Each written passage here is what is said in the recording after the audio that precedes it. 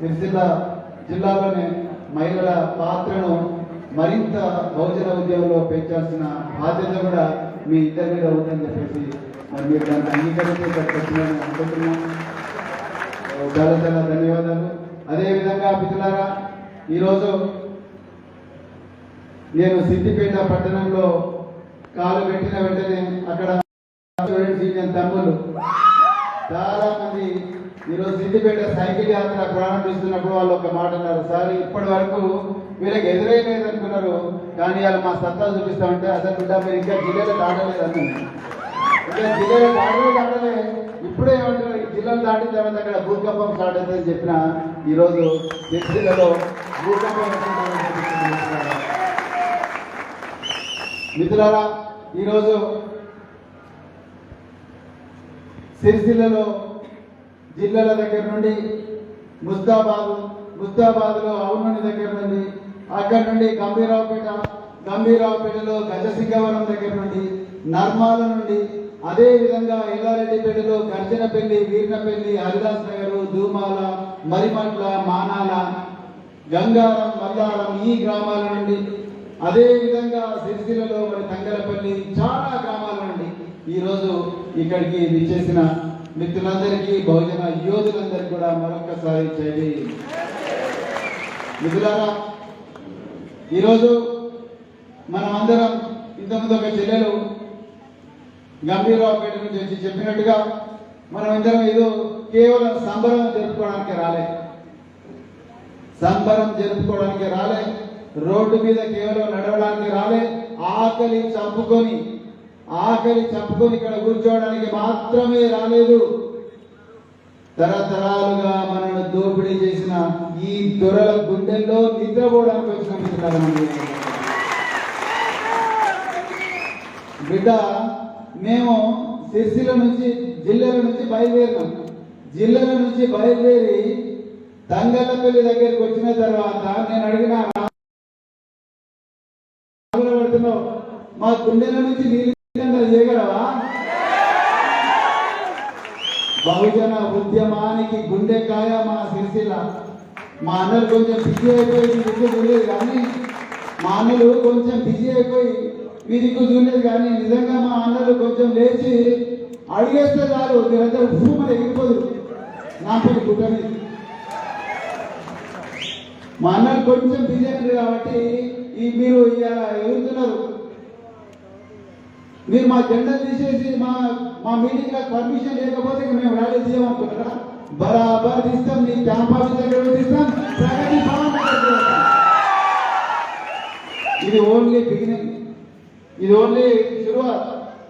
మేము జిల్లాలో దాటిన తర్వాత జలియన్ వాలా బాగ్ కన్నా 1920వ సంవత్సరంలో జరిగిన జలియన్ వాలా బాగ్ దుర్మార్గం కన్నా ఘోరమైన దుర్మార్గం దళిత బహుజన బిడ్డల మీద నేరేళ్లలో 2017వ సంవత్సరంలో జరిగింది.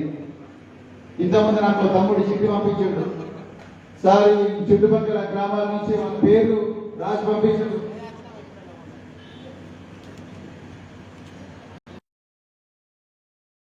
సిరిసిల్ల జిల్లాలో నరసింహరావు, ఆయన తమ్ముళ్ళు వెంకట్రావు, రాజేశ్వరరావు, చిక్కాల రామారావు, సర్పంచ్ వేణుగోపాలరావు అందరూ కలిసి ఊరిలో ఇసుక మాఫియా చేస్తున్నారు. 150 నుండి 200 లారీలు వెళ్తాయి. ఈ లారీలన్నీ బహుజన కాలనీల ద్వారానే జనాలను భయపెట్టించుకుంటూ వెళ్తాయి. మరి బహుజనులు చిన్న గంపల మీద, ట్రాక్టర్ల మీద ఇసుక పోసుకపోతుంటే వాళ్ళు మాత్రం బరాబర్ తీసుకుపోయి స్టేషన్లో కూర్చోబెడుతున్నారు. రాబోయే రోజుల్లో బహుజన రాజ్యాల మీరు స్టేషన్లో కూర్చుంటారు, మేము రాజ్యాంగబద్ధంగా ఇసుకను రవాణా చేస్తాం. ఇలాగా దొంగతనంగా చేసి జనాలను సంతృప్తి చేయము. దయచేసి గుర్తుపెట్టుకోండి, ఇవాళ అధికారంలో ఉన్నారని పోలీసులకు చెప్పి మా పిల్లలను స్టేషన్లలో పెట్టి 8 రోజులు మా తమ్ముడు హరీష్ను, బానయ్యను, ఈశ్వర్ కుమార్ను టార్చర్ చేసినట్టు కాదు. ఎక్కువ రోజులు నడవదు. నేను కూడా 20 సంవత్సరాలు పోలీసు ఉద్యోగం చేశాను. ఇదే కరీంనగర్ జిల్లాలో 3 సంవత్సరాలు ఎస్పీ చేసిన నాకు పోలీసు గురించి నేర్పకూడదు. పోలీసు ఉద్యోగం ఎట్లా చేయాలి, ఏం చేస్తున్నారని మాకు నేర్పించాల్సిన అవసరం నాకు తెలిసి మీరు ఎట్లా చేస్తున్నారు. మా బిడ్డలు ఏం చేసిండు, నువ్వు ఈ జీడి నరసింహరావు, రామకృష్ణరావు, వేణుగోపాలరావు ఇటువంటి వందల మంది దోపిడీ దొంగలు రాత్రింబవలు వేల లారీల ద్వారా ప్రకృతి వనరైన ఇసుకను, అందరికీ చెందాల్సిన ఇసుకను 1% పాపులేషన్కే కాదు 99% ప్రజలకు హక్కుందా ఇసుక మీద? అది ఒక్కరికే హక్కుందా? ఆ ఇసుకను పోలీసు వాళ్ళు అండ చూసుకొని, ప్రగతి భవన్ మీ పాప అండ చూసుకొని రాత్రి భవన్లో ఇసుక లారీ నడిపించుకుంటా మా బిడ్డలను రోడ్ల మీద యాక్సిడెంట్లలో చంపుకుంటుంటే నేరేళ్ల దగ్గర ఆ ఊళ్ళో అడిగారు. అవును, బరాబర్ అడుగుతారు. నీకు ప్రాణాల మీద ప్రేమ లేకపోవచ్చు, కానీ మా బహుజన బిడ్డలకు ప్రాణాల మీద ప్రేమ ఉన్నది. మా మాన్యవారి కాంశీరాం గారికి ప్రేమ ఉన్నది, బాబాసాహెబ్ అంబేద్కర్ గారికి ప్రేమ ఉన్నది, జ్యోతిరావు పూలే గారికి ప్రేమ ఉన్నది, బహింజీ కుమారి మాయావతి గారికి ప్రేమ ఉన్నది. మా బహుజన బిడ్డలు అడుగుతారు, బరాబర్ అడుగుతారు. ఇప్పుడు కాదు, వేల సంవత్సరాలు అడుగుతారు. వాళ్ళు అడిగింది ఏంటి? ఎన్ని రోజులు ఇట్లా లారీల దందా చేస్తారు, పేదలు చంపుతారు అడిగిన కోపంలో ఊరోళ్ళు కావాలంటే లారీలు ఏమి సంబంధం లేని తీసుకొచ్చి అప్పుడున్న ఎస్పీ విశ్వజిత్ తోని ఒక సీక్రెట్ టార్చర్ సెంటర్ తంగలపేట ఇలా ఓపెన్ చేసి వాళ్లకు మర్మాంగాల మీద షాకులు పెట్టి ఇష్టం వచ్చినట్టు రబ్బర్ చెప్పులతో అడుమ మీద కొట్టి ఆ బాణయ్యకైతే నడుస్తలేదు, కట్ట పట్టుకొని నడుస్తున్నాడు ముసలాన్ని. ఎక్స్ సర్పంచ్ కట్ట పట్టుకొని నడుస్తున్నాడు. ఆ పిల్లగాడు కోళ్ళ హరి తమ్ముడు నడుస్తూ ఉంటే తిమ్మిళ్ళు ఎక్కుతున్నాయి సార్ కాళ్ళు అంటున్నాడు. మిత్రులారా ఆలోచించాలి, ఇక్కడ ఉన్న పెద్దలందరూ ఆలోచించాలి, ఇప్పుడు నాకు చిట్టి రాసిన తమ్ముళ్ళు ఆలోచించాలి. ఈ రోజు సిరిసిల్ల పట్టణంలో, సిరిసిల్ల చరిత్రలో ఎన్నడూ లేని విధంగా ఈ దొరల గుండెల్లో నిద్రపోవడానికి, దొరల గడియలు కూలగొట్టడానికి కవాతు చేసిన యువ కిషోరాలు నా శివారు, శివారు తమ్ముళ్ళు, మీరందరూ కూడా ఆలోచించాలి. ఇటువంటి టార్చర్లు, ఇటువంటి దుర్మార్గాలు, ఇటువంటి దౌర్జన్యాలు, ఇటువంటి అత్యాచారాలు మన మీదనే ఎందుకు జరుగుతున్నాయి? ఇటువంటి అత్యాచారాలు మన బిడ్డల మీదనే ఎందుకు జరుగుతున్నాయి? నిన్న కాక మొన్న ఎల్లారెడ్డిపేట మండలంలో టిఆర్ఎస్ నాయకుడు రాధారపు శంకర్ మన బహుజన బిడ్డ ఒక గిరిజన బాలిక బతకడానికి ఎల్లారెడ్డిపేట ప్రాంతానికి వస్తే ముక్కు పచ్చలారని పసికందు మీద ఒక టిఆర్ఎస్ నాయకుడు అత్యాచారం చేసిండు. వాళ్ళ తల్లిదండ్రులు నాకు ఫోన్ చేసింది. సరే పిల్లను భయపడుతున్నది, పిల్ల నిద్రపోవడం లేదు, రాత్రి కూడా పీడకలలు వస్తున్నాయి, ఏడుస్తున్నది, భయభ్రాంతులకు పెడుతున్నది, జరగరాని గోరు జరిగింది అమ్మాయి మీద అని మేము అడిగితే మమ్మల్నే పట్టిండు.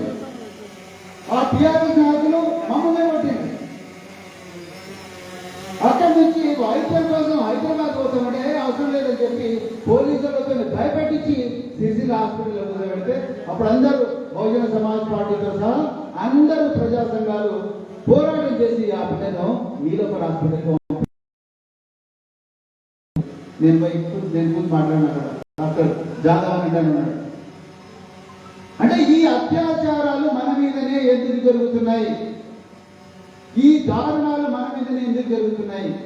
మిడ్ మార్నింగ్ బాధితులు జోగినపల్లి సంతోష్ కుమార్ వాళ్ళ చుట్టాలైతే, వాళ్ళ నాన్న వాళ్ళ చుట్టాలు, వాళ్ళ బంధువులు అయితేనేమో మిడ్ మార్నింగ్ నష్టపరిహారం బరాబర్ వస్తుంది.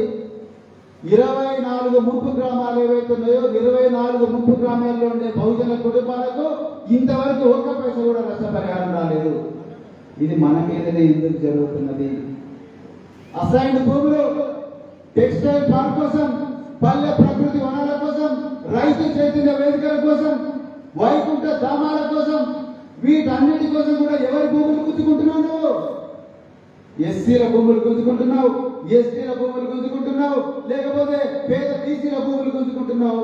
మరి ఎర్రవల్లిలో ఉండే నీ ఫామ్ హౌస్ భూములు ఎందుకు కేసీఆర్? అంత బరాబర్ మా కడుపు కాస్తున్నది, మా కడుపు కాస్తున్నది. మా కడుపులో మాట నీకు తెలియదు, నీ కొడుకు కూడా తెలియదు.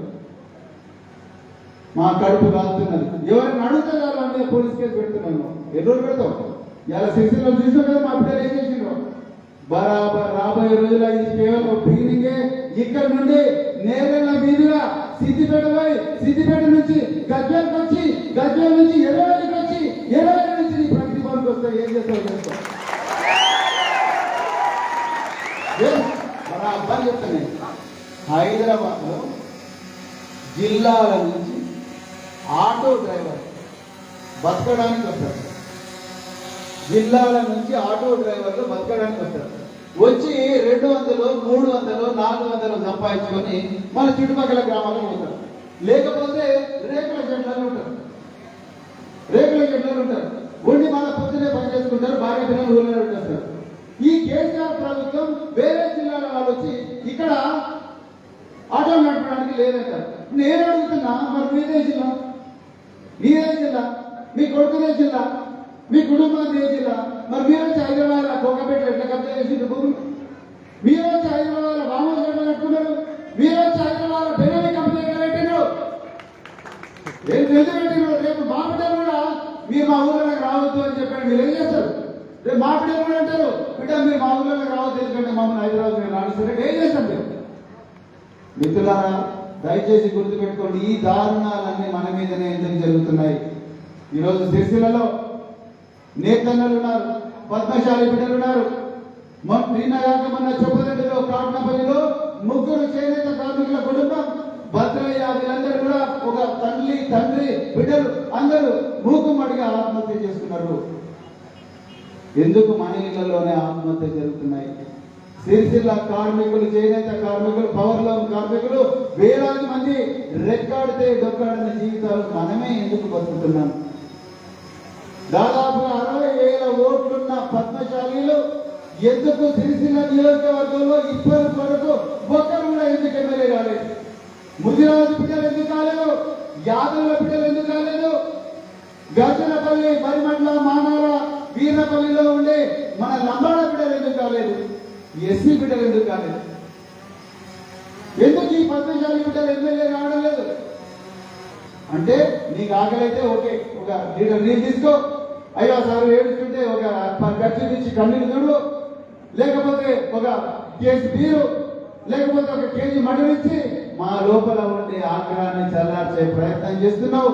నువ్వు మా ఓట్లు కొనుక్కొని నువ్వు మాత్రం పోయి ఫామ్ హౌస్లు కట్టుకుంటున్నావు, బినామీ కంపెనీలు పెట్టుకుంటున్నావు. అదే విధంగా నువ్వు ప్రగతి భవన్లో కూర్చొని 1-2 లక్షల కోట్ల బడ్జెట్ మీద అధికారాన్ని సంపాదించుకుంటున్నావు. కానీ ఆ రోజులు పోయినాయి. ఇలా నీలి కండువా మెడలు వేసుకున్న తమ్ముళ్ళందరికీ కూడా గట్టిగా చప్పట్లు కొట్టండి. చెల్లెలందరూ కూడా గట్టిగా చప్పట్లు కొట్టండి. మిత్రులారా, ఆ 2 లక్షల కోట్ల బడ్జెట్ మీద ఈ రోజు నుంచి నీకు సంపూర్ణ అధికారం వచ్చింది. ఈ రోజు నుంచి తెలంగాణలో 3,77,00,000 మంది జీవితాలను మార్చే సంపూర్ణ అధికారం ఈ రోజు నీలికండువా వేసుకున్న మీ అందరికీ కూడా వచ్చింది. మీరు చాలా ధన్యవాదాలు. ఈరోజు నా నిరుద్యోగ తమ్ముళ్ళు ఉన్నారు. ఒక్కరు కాదు, ఇద్దరు కాదు, 32 లక్షల మంది నిరుద్యోగ తమ్ముళ్ళు ఉన్నారు. ఇప్పటి వరకు ఒక నోటిఫికేషన్ లేదు. నేను అశోక్ నగర్ వెళ్ళినా, పిల్లలు కన్నీళ్లు పెట్టడానికి కూడా కన్నీళ్లు లేవు కళ్ళ, తినడానికి తిండి దొరకలేదు. మా బిడ్డలు ఉస్మానియా క్యాంపస్ లో చదువుకుందామంటే టీచర్లు దొరకలేరు. తెలంగాణ క్యాంపస్ లో లేరు టీచర్లు, శాతవాహన క్యాంపస్ లో లేరు టీచర్లు, మరి పాలమూరు క్యాంపస్ లో లేరు టీచర్లు, కాకతీయ క్యాంపస్ లో లేరు. సిరిసిల్ల నుంచి కూడా చాలా మంది బిడ్డలు ఉన్నారు. వాళ్ళందరికీ చదువుకుందామంటే టీచర్లు లేరు, ఉద్యోగాలు చేద్దామంటే నోటిఫికేషన్లు లేవు, పోనీ ప్రిపేర్ అయ్యామంటే కోచింగ్ లేదు, స్టడీ సర్కిల్ అన్ని కూడా అరకొరగా నడుస్తున్నాయి. అంటే మేము చదువుకోకూడదు, మేము ఎప్పుడు కూడా గొర్రెలు కావాలి, బర్రెలు కావాలి, నువ్వు ఇచ్చే పీర్లకు బానిసలు కావాలి, నువ్వు నీ జెండర్ నేను మోయాలి, అంతే నేను ఎప్పుడు కూడా రోడ్ల మీద ఉండాలి. అవసరం అనుకుంటే నీ దగ్గరకు వచ్చి రామన్న లేకపోతే చంద్రన్న అనుకుంటూ కూర్చోవాలి. ఆ రోజులు పోయినాయి మిత్రులారా. బహుజన సమాజ్ పార్టీ వచ్చింది. రాబోయే రోజుల్లో లక్షల మంది నిరుద్యోగ బిడ్డలకు, బహుజన బిడ్డలకు అందరికీ కూడా ఉద్యోగాలు బహుజన సమాజ్ పార్టీ. మీరు కేవలం మీ కుటుంబానికే ఇస్తున్నారు. మీరు ముఖ్యమంత్రి, మీ కొడుకు ఇంకొక మంత్రి, ఆయన దగ్గర ఒక 3 శాఖలు, మీ అన్న దగ్గర ఒక 3 శాఖలు, లేకపోతే మీ ఇంట్లో మీ కూతుర్లు ఎమ్మెల్యేలు, ఎంపీలు, ఎమ్మెల్సీలు, మీ అల్లుళ్ళు ఎమ్మెల్యేలు, ఎమ్మెల్సీలు, ఎంపీలు. మేము మాత్రం 33 లక్షల మంది నిరుద్యోగులం. రోజు కూడా రోడ్ల మీదనే తిరుగుతున్నాం, రోజు కూడా ఆకలితో అనుభవిస్తున్నాం, రోజు కూడా కూలీల కన్నా ఘోరంగా బతుకుతున్నాం. ఎన్ని రోజులు ఈ గోస మాకు, ఎన్ని రోజులు ఈ గోస ఉండాలి మాకు? ఈరోజు విద్యారంగంలో మరి రైతు బంధు స్కీము 50,000 కోట్ల రూపాయలు రైతులకు వంచినవని మొన్న ఒమిక్రాన్ ఉండగా కూడా సంబరాలు చేసుకున్నారు. కరోనా వైరస్ ఉండగా కూడా సంబరాలు చేసుకున్నారు టీఆర్ఎస్ నాయకులు. మరి మేము మా తల్లి సావిత్రిబాయి పూలే గారి జన్మదినం జరుపుకుందామని జనవరి 3వ తారీఖు నాడు ఒక జిల్లా ఎస్పీకి అప్లికేషన్ పెట్టినాం. లేదు ఒమిక్రాన్ ఉంది, రూల్ ఉంది, అది ఉంది అన్నారు. 4వ తారీఖు నాడే ఈ టీఆర్ఎస్ నాయకులు నిస్సిగ్గుగా ఏమాత్రం సిగ్గు లేకుండా 50,000 కోట్ల రూపాయలు వచ్చినామని చెప్పి రాష్ట్ర వ్యాప్తంగా అన్ని కూడా కోవిడ్ ఉన్నా కూడా జీవోను ఉల్లంఘించి సంబరాలు జరుపుతున్నారు. అది ఒక నేరం. వాళ్ళ మీద కేసులు పెట్టావు, వాళ్ళ మీద అసలే కేసులు పెట్టావు. ఖమ్మంలో అయితే మా బిడ్డలు కేవలం రాజ్యాంగాన్ని కేసీఆర్ వ్యతిరేకించిండు, బాబాసాహెబ్ను అవమానించిండు అని చెప్పి కేవలం దిశబొమ్మ బయటికి తీసుకొచ్చినందుకే కేసు పెట్టిండ్రు మా బిడ్డల మీద. మరి మీ మీద ఎన్ని కేసులు పెట్టాలి? మీ మీద ఎన్ని కేసులు పెట్టాలి? మొత్తం రాష్ట్ర వ్యాప్తంగా కోవిడ్ నిబంధనలను కూడా గాలిలో వేసినావు. మా మహనీయుడు బాబాసాహెబ్ అంబేద్కర్ ను 2 సార్లు అవమానించినందుకు నీ మీద ఎన్ని కేసులు పెట్టాలి కేసీఆర్? ఒకసారి ఆలోచించి. ఈరోజు కేసుల మీద కేసులు మన మీద పెడుతున్నారు. రైతు బంధు స్కీము మరి 50,000 కోట్ల రూపాయలు, 1 కాదు 2 కాదు, 50,000 కోట్ల రూపాయలు. అందులో బహుజన రైతులకు అందింది ఎంత? వాళ్ళు 55 లక్షలు ఉన్నారు బహుజన రైతులు. ఆ 55 లక్షల బహుజన రైతులకు అందింది ఎంత? 10,000 కోట్లు. మరి 5,000 ఉన్న భూస్వాములకు అందింది ఎంత? 5,000 ఉన్న 5 లక్షలు ఉన్న భూస్వాములకు అందింది ఎంత? 40,000 కోట్లు. అంటే 80% 90% ఉన్నోళ్ళకేమో 10,000 కోట్లు ఇస్తావు, 10% ఉన్నోళ్ళకేమో 40,000 కోట్లు ఇస్తావు. ఇది ఇక్కడ రాజకీయం. ఇది రైతు బంధు కాదు చెప్తున్నారా, భూస్వామ్య బంధు. కానీ బహుజన రాజ్యంలో పేద రైతులకు, కౌలు రైతులకు ఇస్తలేవు. కౌలు రైతులకు ధరణి పోర్టల్లో అన్యాయం చేసాం. 6.5 చట్టం కింద కౌలు రైతులకు కబ్జా కాలమే తీసేసాం, కాసు కాలమే తీసేసాం. వాళ్ళకు భూమి అద్దెలేకుండా చేసాం. తరతరాలుగా అనుభవిస్తున్న భూమిని వాళ్ళ నోటికాడ కూటు తీసేసాం. ఉగ్గబోతుందామా ఏమలాడ రాజు అంతటినాడు ఇక్కడ నుంచి. రాబోయే రోజుల్లో నీ పాపం పండుతుంది. అదే విధంగా మా ఒగ్గు కళాకారులు కొమ్రెల్లి మల్లన్న దగ్గర ఒగ్గు కళాకారులను నేను ఇదే సిరిసిల్లలో మిద్దె రాములు ఒగ్గు కళాకారులు అద్భుతంగా ఒగ్గు కథలు ఇవన్నీ చెప్పి ఎంతో గొర్పించేవాడు. అలాంటి ఒగ్గు కళాకారులను కొమ్రెల్లి దేవస్థానంలో మా బహుజన సంస్కృతి తుడిచడానికి మా ఒగ్గు కళాకారులను దొంగలని నోటీసులు పెట్టింది. టికెట్ల మీద వీళ్ళకు డబ్బులు ఇవ్వకండి అని చెప్పేసి ఎక్కడ పడితే అక్కడ పాంప్లెట్ అందించిండ్రు. ఇంతకైనా ఘోరమైన సంస్కృతి ఉంటుందా ఈ రాష్ట్రంలో? ఇంతకైనా ఘోరమైన నేరం ఉంటుందా ఈ రాష్ట్రంలో? అంటే ఎక్కడ చూడు నీవు నీ కుటుంబానికి లేకపోతే నీ సామాజిక వర్గానికి హెల్ప్ చేసుకుంటున్నావు. 99% ఉన్న మాకు ఏ మాత్రం హెల్ప్ చేయడం లేదు. మా అభివృద్ధి మీద ఏ మాత్రం కూడా నీకు శ్రద్ధ లేదు. కానీ ఆ రోజులు పోయిన కేసీఆర్ బహుజన సమాజ్ పార్టీ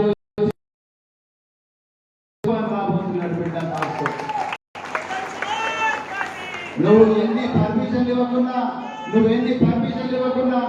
నువ్వు ఎంత దోపిడీ చేసినా, నువ్వు మా న్యూస్ పత్రికలలో రాకుండా చేసినా,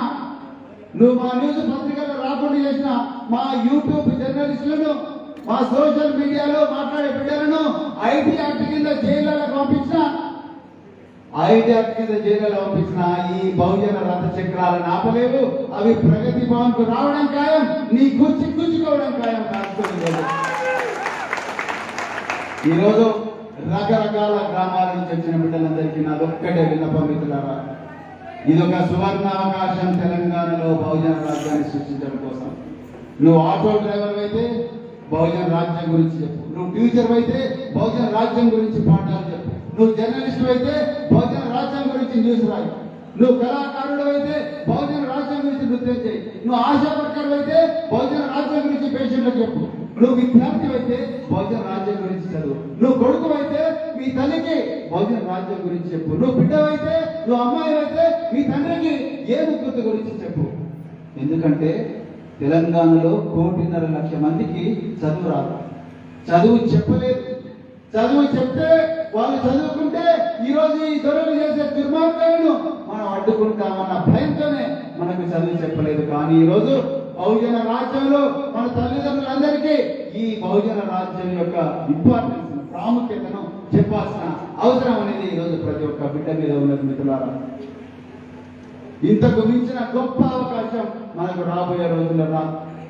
అందుకొరకే మిత్రులారా, మేము బహుజన సమాజ్ పార్టీ తరఫు నుండి మార్చి 6వ తారీఖు నుండి తెలంగాణ వ్యాప్తంగా 300 రోజుల బహుజన రాజ్యానికి యాత్ర చేయబోతున్నాం.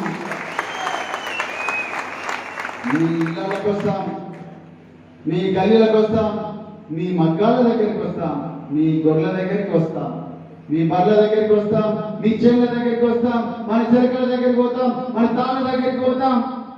అదే విధంగా మీరు ఎక్కడ ఉంటే అక్కడ కూలీల ఇళ్లలో ఉంటాం. మీరు ఏం పెడితే తింటాం, మీరు ఏమి ఇస్తే అది తాగుతాం.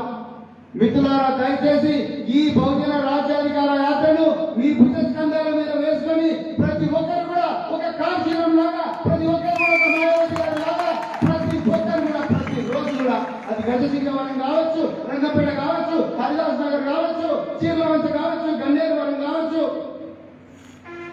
మరిమండల కావచ్చు, మానల కావచ్చు, వట్టిమల్ల కావచ్చు, ఏదైనా కావచ్చు, ప్రతి రోజు కూడా మీరు బహుజన వాదం గురించి, బహుజన రాజ్యం గురించి, మరి ముఖ్యంగా ఏను గుర్తు గురించి మన కుటుంబాలందరికీ కూడా చెప్పాల్సిన అవసరం అనేది ఈరోజు మీ అందరి ముందర ఉన్నది. మనమే జర్నలిస్టులు కావాలి, మనమే ప్రచార కార్యకర్తలు కావాలి, మనమే సైనికులుగా మారాలి, మనమే కాంశీరాములుగా మారాలి, మనమే మాయావతులుగా మారాలి. అదే ఈరోజు మనందరి అర్థం. ఎందుకంటే మన ఓటు మనం వేసుకోకుండా, మన ఓటు మనం ఎప్పుడు మధ్యలో ఉండడానికి కోసం ఈ దోపిడీ ప్రభుత్వం, ఈ దోపిడీ నాయకులు దాదాపుగా 1000 కోట్లు, 50,000 కోట్ల రూపాయలు రకరకాల ప్రాజెక్టులో కుంభకోణాలు చేసి ఆ డబ్బులు దాచిపెట్టుకొని ఎలక్షన్ల ముందర మళ్ళీ మన ఇళ్లలోకి వచ్చి రకరకాల ప్రలోభాలు పెడతారు. ఇప్పుడే మొదలుపెట్టి హుజరాబాద్ ఎలక్షన్ లో 6 నెలలుగా జనాలు నీళ్ళు అడిగితే లిక్కర్ పోసింది, జనాలు తిండి అడిగితే మటన్ పంపించి రెడ్డికి కేసు. వాళ్ళు చేయని దారుణాలు, వాళ్ళు చేయని దుర్మార్గాలు అన్నీ కావు. అవన్నీ ఎవరి డబ్బులు? మన డబ్బులు. అదే విధంగా రకరకాల జనాకర్షక పథకాలు వస్తాయి. ఉదాహరణకు దళిత బంధు పథకంలో ఊరికి 2 ఇస్తాడు, 3 ఇస్తాడు, 4 ఇస్తాడు, 10 మందిని ఇస్తాడు. మిగతా 99 మంది ఇవ్వకుండా ఊర్లో ఉండే కేవలం దళితుల్లోనే దళిత బంధు రాని దళితులు ఇస్తారు, పంపినట్టు చేస్తాడు. వీళ్ళకు చారాన ఇచ్చి చాటడిచ్చినంత మొత్తం కూడా ప్రచారం చేసి మిగతా సమాజం అంతా కూడా వీళ్ళందరినీ ఏవగించుకునేలాగా చేస్తాడు. మనం ఎప్పుడో మత కులాల గురించి విన్నాం, కానీ కేసీఆర్ గారు కుల కల్లోలాలు పెడుతున్నాడు, కులాల మధ్యలో కొట్లాటలు పెడుతున్నాడు, కులాల వల్ల కొట్లాటలు పెడుతున్నాడు. మనం ఎప్పుడు కూడా అధికారానికి దగ్గర పోకుండా, ఇంతకుముందు ఎరగంత వెంకట ఒక మాట అన్నాడు సార్, ఇక్కడ పద్మజాలు చాలా ఉన్నారు కానీ వాళ్ళు ఎప్పుడు చైర్మన్ కన్నా ఎప్పుడు పైపోరు సార్, ఎమ్మెల్యేలు మాత్రం వెలమదరలో ఉంటారు, లేకపోతే 2 వెళ్తారు కానీ వాళ్ళు రాకున్నారు. ఇదే రాజకీయం గుర్తుపెట్టుకోవాలి. ఇక్కడ వచ్చినదంతా నువ్వు ఎక్కడ ఉన్నా అక్కడే ఉంటావు బిడ్డ. అప్పుడప్పుడు అరే ఏంటి చాలా కట్టాక అలా తిందాము, లంచ్ చేద్దామా, లేకపోతే మటన్ తిందామా, చికెన్ తిందామా, ఒక బాటిల్ ఓపెన్ చేయి అని చెప్పి నిన్ను బంగాళాగా వేసుకొని కొంచెంసేపు కురిపించి ఒక మాయా ప్రపంచంలో తీసుకపోతే దొరలు బయటికి వచ్చిన తర్వాత బిడ్డ మళ్ళీ చెప్పులు చేత పట్టుకొని మూతికి ముంత బుడ్డికి చీప కట్టుకొని మళ్ళా రోజు తిరగాల్సిందే. అంతకుమించి వేరే మార్గం లేదు. ఈ రోజులు పోయినాయి. అందుకొరకే మిత్రులారా, మీ అందరికీ మరొకసారి విన్నవించుకుంటున్నా, దయచేసి ఈ దొరలు, ఈ దోపిడీ పాలకులు రకరకాల ప్రలోభాలతో మన దగ్గరికి వస్తారు. 10 లక్షల రూపాయలు తీసుకొని వస్తారు, 10,000 రూపాయలు తీసుకొని వస్తారు. దేనికి వేస్తారు ఓటు చెప్పండి? గట్టిగా చెప్పండి. దేనికేస్తారు? 10,000 రూపాయలు తీసుకొచ్చిన దేనికేస్తారు ఓటు? 10 కేజీల బంగారం ఇస్తారు దేనికేస్తారు ఓటు? ముక్కు నీళ్ళకు రాసుకుంటారు దేనికేస్తారు ఓటు? తల నరుక్కుంటే దేనికేస్తారు ఓటు? పట్టు చీరలు ఇస్తే దేనికేస్తారు ఓటు? పట్టు చీరలు గట్టిగా చెప్పండి. పద్మశాలి బిడ్డలకు వెనకానే చెప్తున్నాడు, పద్మశాలి భవనం కడతామని చెప్పి ఊరిస్తున్నారు సార్. అయ్యా మీ అందరికి ఒకటే రిక్వెస్ట్, ఈ భవనాలు చుట్టూ తిరగకుండా మనకు కావాల్సింది ఏ భవనం? గట్టిగా చెప్పండి. మాకు ఈ భవనాలు వద్దు కేసీఆర్ గారు, మాకు ఒక్కడే భవనం కావాలి. ఏ భవనం? ప్రగతి భవన్ కావాలి. పద్మశాలి భవనం, మున్నూరు కా భవనం, మాదిగ భవనం, మాల భవనం, లంబాడ భవనం, ఎక్కల భవనం, అవన్నీ చాలా చూసినాం. అవి పాత రోజుల్లో మా అమ్మ అయ్యాక చదువుకున్నప్పుడు బాధ్యత కాలుకొత్త తల ఉన్నప్పుడు ఏవో విన్నారు, అయ్యో మంచిది బాగున్నది అని చెప్పి. మాకేమొద్దు ఇప్పుడు, మాకు ఒక్కడే కావాలి. ప్రగతి భవన్ కావాలి, అన్న నీ కుర్చీ కావాలి. ప్రగతి భవన్ కావాలి, అన్న నీ కుర్చీ కావాలి. లేకపోతే ఈ 7 సంవత్సరాలు ఎప్పుడు రాని దళిత బంధు స్కీమ్ ఇవ్వాలి. ఎందుకు వచ్చింది? బహుజన సమాజ్ పార్టీ వచ్చింది. అలా ప్రవీణ్ కుమార్ ఉద్యోగం వదిలేసి బహుజన సమాజ్ పార్టీ జాయిన్ ప్రవీణ్ కుమార్ ఉద్యోగం బహుజన సమాజ్ పార్టీ జాయిన్ అమ్మో అయిపోయిందిరా మన పని అని తండ్రి కొడుకులు ఇద్దరు కూర్చొని ఇక అయిపోయిందిరా బాబు మన పని చెప్పి దళిత బంధు స్కీమ్ మొదలు పెట్టిండ్రు. నీ పతనం కేసీఆర్ సిరిసిల్ల నుంచే స్టార్ట్ కావాలి. సిరిసిల్ల నుంచే మా బిడ్డలు, సిరిసిల్ల నుంచే మా బిడ్డలు ఈరోజు వాళ్ళ సత్తా ఏందో. నేను మీకు ఎవరికైనా బిల్లు ఇచ్చిండ్రా? బిల్లారా? బిర్యానీ ఇచ్చిండ్రా? 1000 రూపాయలు ఇచ్చిండ్రా? డబుల్ బెడ్రూమ్ ఢిల్లీ ఇచ్చిండ్రా? ఏమి అని ఆయన కూడా వచ్చిండ్రు. మా బిడ్డలు బాబాసాహెబ్ అంబేద్కర్ వారసులు, మా బిడ్డలు మాన్యవర్ కాంచీరామ్ వారసులు, మా బిడ్డలు మహాత్మా జ్యోతిరావు పులే వారసులు, మా బిడ్డలు నారాయణ గురు వారసులు. మీలాగా దోపిడీ దొంగలాగా ఫామ్ హౌస్లు కట్టుకొని ఫామ్ హౌస్లో దుర్మార్గులు కాదు మా బిడ్డలు. మా బిడ్డలు స్వచ్ఛంగా నీతి నిజాయితీ బట్టి ఒక గొప్ప ప్రపంచాన్ని సృష్టించే విప్లవకారులు మా బిడ్డలు ఇక్కడ మా ముందర కూర్చున్నారు. వాళ్ళతో నువ్వే పోటీ పడతావు. నువ్వే వాళ్ళకి అడిగా కూర్చొని అయ్యో అట్లనా ఇట్లనా అని చెప్పి అవి చేసే డ్రామాలు కాదు. మా బిడ్డలు కమిటీలు వేయండి, అన్ని కులాలతో కమిటీలు వేయండి. ప్రతిరోజు కూడా సాయంత్రం మీరు ఏ విధంగా అయితే దేవుని దగ్గర పూజ చేస్తారో, దేవుని దగ్గర భజన చేస్తారో, దేవుని దగ్గర ప్రార్థన చేస్తారో, దేవుని దగ్గర నమాజ్ చేస్తారో, అదే విధంగా ఉదయమే నిద్ర లేచి కళ్ళు తెరవక ముందే ఈ రోజు నేను ఏమి గుర్తుకు ఓటేస్తాను అని చెప్పి కళ్ళు తెరవాలి. రాత్రి కూడా పట్టుకునే ముందు నేను మళ్ళీ ఈ రోజు ఏమి గుర్తుకే ఓటేస్తానని అందరూ కూడా కళ్ళు మూసుకొని పండుకోవాలి. ఇది మన దినచర్య కావాలి. చుట్టుపక్కల ఉండే 10 మందికి రోజు 10 మంది కన్నా ఏమి గుర్తు గురించి చెప్పాలి. ఎన్ని పనులున్నా మంచిదే, 10 మంది కన్నా ఏమి గుర్తు గురించి చెప్పాలి. సోషల్ మీడియాలో, ఇన్స్టాగ్రామ్ లో కానీ, వాట్సాప్ స్టేటస్ లో కానీ, ఫేస్బుక్ పోస్టర్లో కానీ, ట్విట్టర్ లో కానీ, యూట్యూబ్ లో కానీ ఎక్కడ పడతారో ఏమి గెలవబోతున్నదని ప్రజలందరికీ కూడా చెప్పాలి. ఎందుకంటే మన గురించి నమస్తే తెలంగాణ రాస్తారా? ఆగస్టు 8, 2020 నాడు 2 లక్షల మంది దాకా మీరు కూడా వచ్చింది. 2 లక్షల మందితో మీటింగ్ పెడితే నమస్తే తెలంగాణలో ఒక్క సెంటెన్స్ కూడా లేదు. అంటే అర్థమైంది, అది పేపరా కరపత్రం? బరాబర్ కరపత్రం. మరి ఆ కరపత్రానికి మా డబ్బులతో ఎక్కడ అడ్వర్టైజ్మెంట్ పోతాను? ఇన్ఫర్మేషన్ అండ్ పబ్లిక్ డిపార్ట్మెంట్ లక్షల వేల కోట్ల రూపాయల అడ్వర్టైజ్మెంట్ నమస్తే తెలంగాణ పత్రిక ఇస్తున్నది. ఎట్లిస్తున్నది? మరి ఇచ్చినప్పుడు నువ్వు ప్రజల సంబంధించినప్పుడు మా గురించి కూడా న్యూస్ రాయాలి. నువ్వు రాస్తలేవు. మా బహుజన రాజ్యంలో దీని మీద పూర్తి స్థాయి దర్యాప్తు చేశాక మేము నిద్రపోమని ఈ సందర్భంగా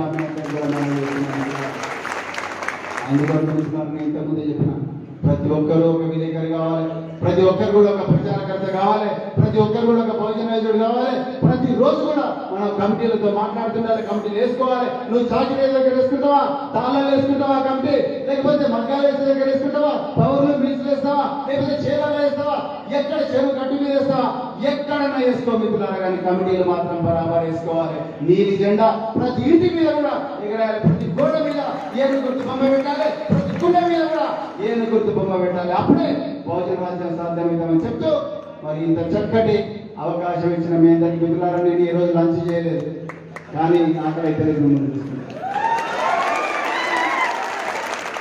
మీ ఉత్సాహం, మీ ఉత్తేజం అవతలోనికి గుండె జారింది, ప్రవీణ్ కుమార్ గుండె ఆనందంతో నిండింది. రాబోయే రోజుల్లో బహుజన సమాజ్ పార్టీ సంపదను కొల్లగొట్టే పార్టీ కాదు. కాంట్రాక్టులు, కమిషన్లు ఇచ్చి మీ గుండెల మీద రాసి పెట్టుకోండి. ప్రవీణ్ కుమార్ మాట తప్పడు, మడమ తిప్పడు, అమ్ముడు పోడు, ఎవరిని అమ్మడు. మీ గుండెల మీద రాసి పెట్టుకోండి.